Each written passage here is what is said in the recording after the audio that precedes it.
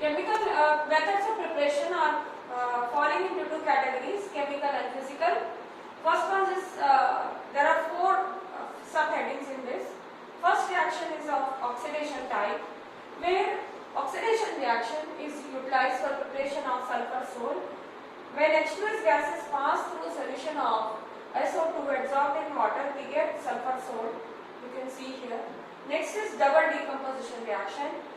AS2O3 through solution of AS2O3, when we pass H2S gas, you get AS2S3 sol. Next is reduction reaction. Gold sol is prepared for this particular type, like gold chloride, AuCl3 and SnCl2. When they are reacted, we get gold sol and SnCl4. Lastly is hydrolysis. Ferric hydroxide, ferric chloride is hydrolyzed to get ferric hydroxide sol, which we will be preparing in the lab very soon. Then we have physical methods. First one is Burdick-Art's method. We take electrodes of the metal whose colloidal solution is to be prepared. It is kept in the medium and high voltage is passed through it. So it breaks into small particles of matter which are suspended in the medium. We get colloidal particle. Now this one is immersed in ice bath because high temperature is produced. Next we come to peptidization. The colloidal particles, actually why do we get colloidal solution is they are all containing some sort of common charge in them, and since the common charges they repel, so colloidal solutions are produced. Say we take simple reaction aldehyde AgNO3 and KCl. When we react them together, you will get silver chloride precipitate. Now what will be the charge of this silver chloride precipitate is nothing else but a colloidal solution. Will depend on the ions present in the solution. Say we start with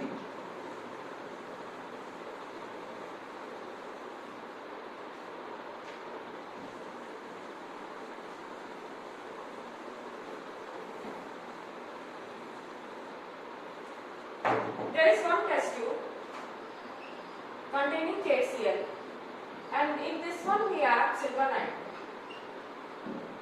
So, one drop of silver nitrate we add to this one. AgCl will be produced. This AgCl precipitate is present in KCl medium. Always colloidal particles absorb common ions. So now what is common present is in this precipitate is Cl minus.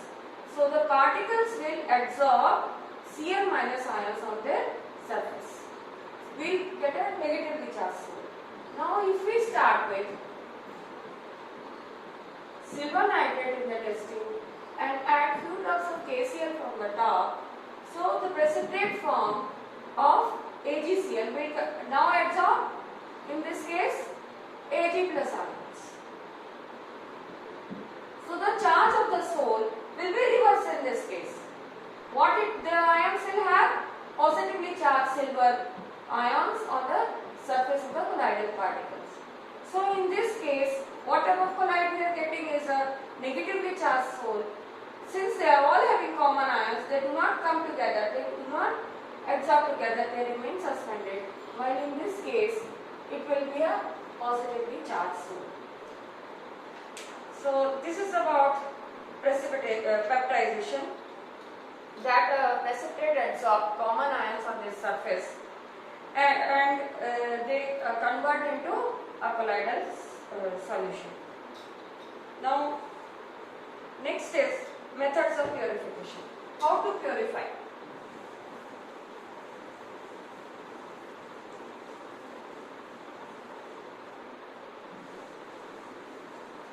One more thing I want to add here, I forgot to tell you. So if we remove the common ions present on the surface of colloidal solution by some means or the other, then what will happen? It will coagulate.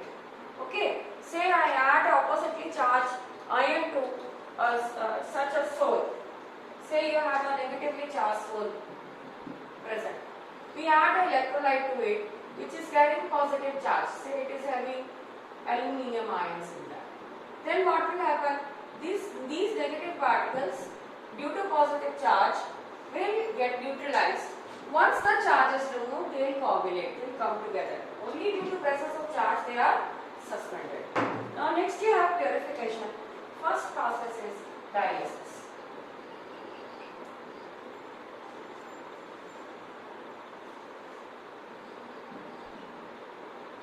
In this we select a parchment membrane in which we enclose the colloidal particle and suspend it in the medium, say like water.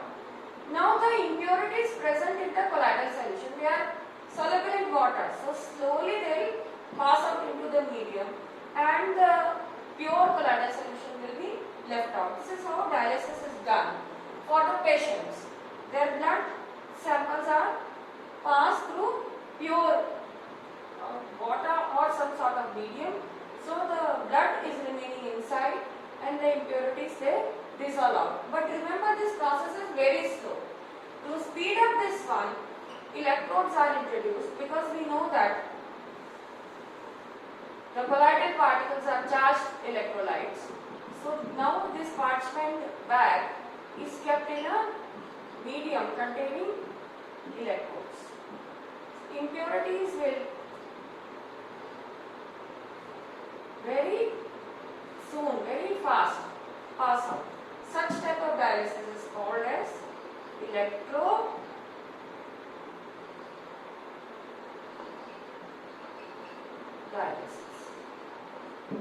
Okay. Then we have, next is ultrafiltration. We know that if we carry out filtration, all the colloidal particles will pass through. There are special filters through which we can pass the colloidal solutions, and the impurities will be passed through and only the medium will be left out in the filter paper, which we can again dissolve and remove. So the impurities, if we take the colloidal solution and pass it through ultrafilters, the colloidal particles will be remaining out on the filter paper and the impurities along with the medium will come out. Again this precipitate can be redissolved to get a pure solution. Such filters are called as ultrafilters. They are special filters. The normal filter paper, if we take and we pass colloidal solution through it, like starch or gum, what will happen is the pore size is big, so whole of the colloidal solution will pass through. For this purpose, the filters are, normal filter papers are treated with a solution of nitrocellulose. This was asked here before last also and last year also. So the filter papers are treated with solution of nitrocellulose, another colloidal solution, and to make it hard, it is then dipped in HCHO, formaldehyde, and dried. So the pore size reduces and the colloidal solutions can simply now be filtered. So this is called as ultrafiltration.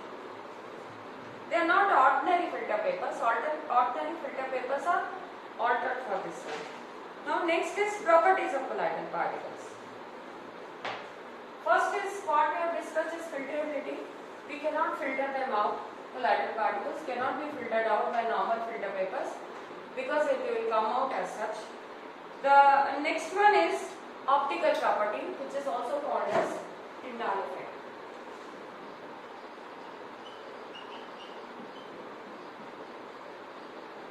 Now what is Tyndall effect? If we take a dark chamber and a colloidal solution and pass light through it, we will find the light, path of light becomes bluish, and this is because of scattering of light by colloidal particles. Very simple example I will give you. Say there is a small aperture through which light is passing. In a movie hall, when the projector is switched on, we know there are a lot of dust particles. They are not visible.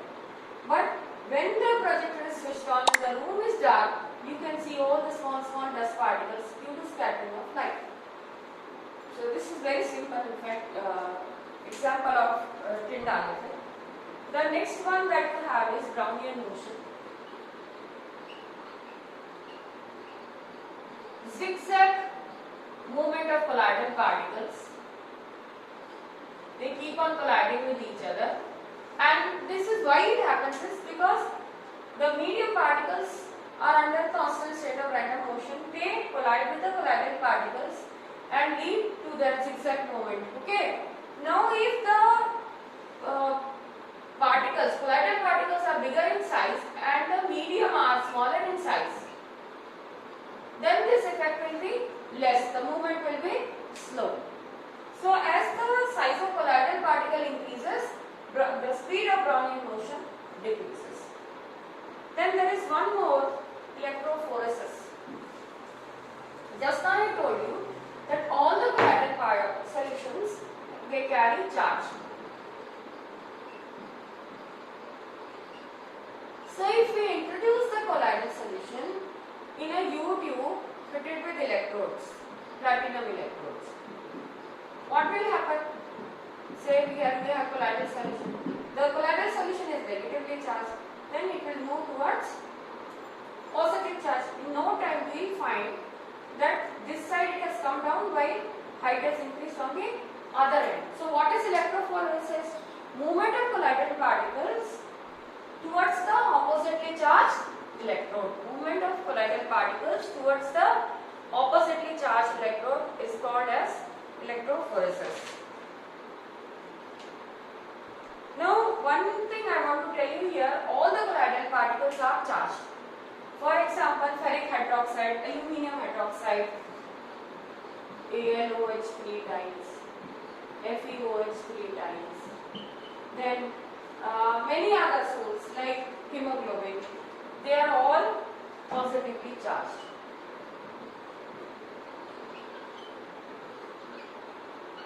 You should remember this point. Ferric hydroxide salt and hemoglobin, these are all positively charged. While dyes, starch, they are negatively charged. Dyes, starch salt,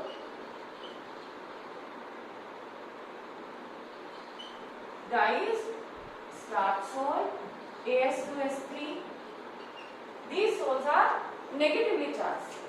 One thing I want to tell you, what is a salt? Those colloidal solutions where the medium is liquid type are referred to as salt.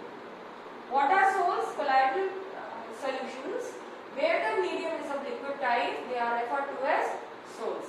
Now medium, if the medium is water, we call them as hydrosols.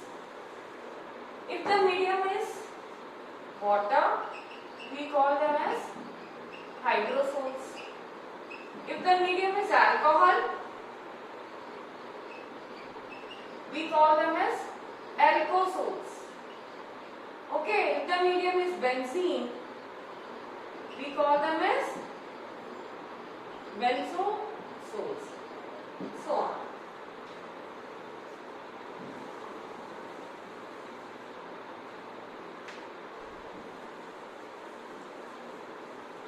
One question which is frequently asked is, say there is excessive bleeding taking place in a wound. What can be done? We know that hemoglobin is positively charged salt, right? If we apply alum to it, what is alum? It is a double salt.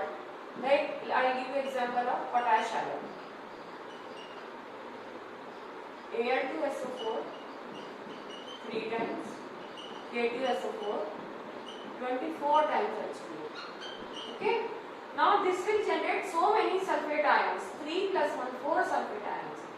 So since hemoglobin is a positively charged salt, these ions will neutralize it fast. So what will happen is that blood clotting will take place very fast. Then you have coagulation of colloidal particles. Just now I have discussed that colloidal particles are charged particles. So if we want their coagulation to take place, we should add a solution carrying opposite charge to it.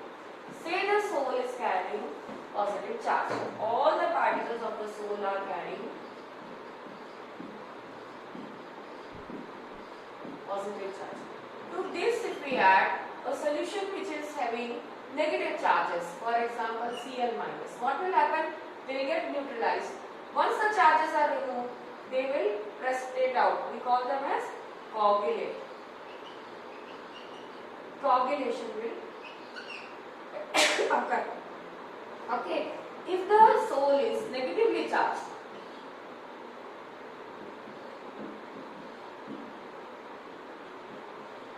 to this we add a positively charged solution. For example, say aluminium or silver or gold solution. Again, the charges will be neutralized and the soul will coagulate. So we have to add a solution of reverse type. There is one rule called as Hardy-Schulz rule. What does this rule state? If we want to coagulate a solution, we should add oppositely charged solution to it. If we want to coagulate a soul solution, we should add an electrolyte carrying opposite charge to it. The second statement says that, say there is a positively charged soul, we want to coagulate it. So degree of coagulation will depend on the charge. For example, you take Cl minus, you take a solution containing sulfate minus, and you take a solution containing phosphate ions. Since the charge is 3 minus, this will be more effective than sulfate than chloride. Similarly, if we are using positively charged solution, say K plus, then you take a solution containing calcium ions and a solution containing aluminium ions. This is having plus 3 charge, this is having plus 2 charge, this is having plus 1 charge. So aluminium will be most effective because the charge carried by this is more. Then next you have is applications, the last topic. There are some common applications which are frequently asked. One is Cottrell smoke precipitator. Say you have a chimney in a cement factory. Lot of dust particles, cement particles are left out to it. It is nothing else but a colloid only, where dust or solid particles suspended in air. To remove this, what is done? Electrodes are introduced here in the chimney. So the dust particles which are carrying positive or negative charges, they get neutralized when they pass through this and they fall down. So this is called as Cottrell precipitator. This is one application of this one. Then next is frequently asked, why are deltas formed? Rivers, they contain lot of sand particles. They are nothing else but colloidal solution of sand and dust particles. And sea is a solution containing lot of salts, electrolytes. So when they mix together, those dust sand particles present in river, they get neutralized and they condense together, they coagulate together, leading to formation of deltas. So these are then, what is artificial rain? The rain droplets suspended in the atmosphere, they are having some sort of charge. If we spray solutions having opposite charge, then what will happen? These droplets, they will come together, form bigger droplets and fall down in form of rain.